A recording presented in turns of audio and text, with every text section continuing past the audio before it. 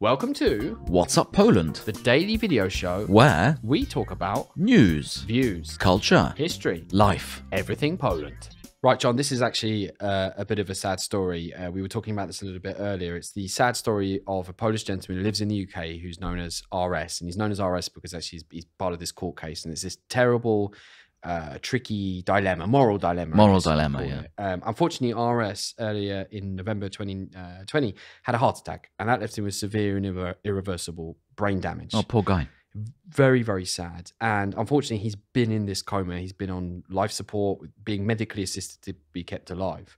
And the challenge here, the moral dilemma is that he's got his family in the UK, so his wife and his children, and then his actual birth family who live in Poland.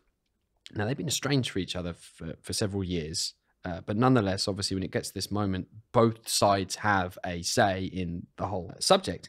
And RS's family in Poland, so his mother and sister, have argued that because of his faith as a practicing Catholic, he was against both abortion and euthanasia and would not like to die that way. On the other hand, RS's family in the UK say that the wife at least had discussed it with him, that in that situation, never want to be kept alive, wouldn't want to be a burden.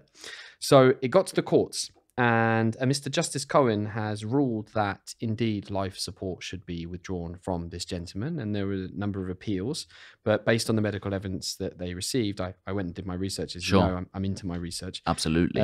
He has at best a 10 to 20% chance of progressing to the lowest end of a minimally conscious state. I read this and I was profoundly sad, actually, because you've got both these families trying to make the right decision for this gentleman. Absolutely.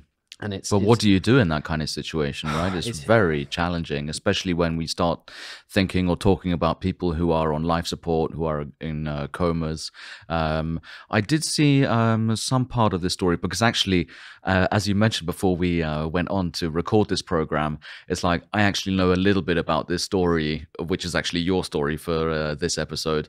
And that actually very rarely happens that I know anything that you're talking about, Paddy. But this one, I have done a little bit of reading as well. I'm operating on a higher plane. Yeah, well, I mean, you know, some of us have to. Yeah, exactly. Yeah. So yeah, I've been. I also actually, for the first time ever, I actually know a little bit about the story which you're talking about right now. Oh yeah, absolutely. Oh, okay. One thing I did read was that this gentleman was his heart attack actually lasted for quite some time. It lasted for almost an hour. So obviously that had a real kind of big implication on the functioning of his brain afterwards.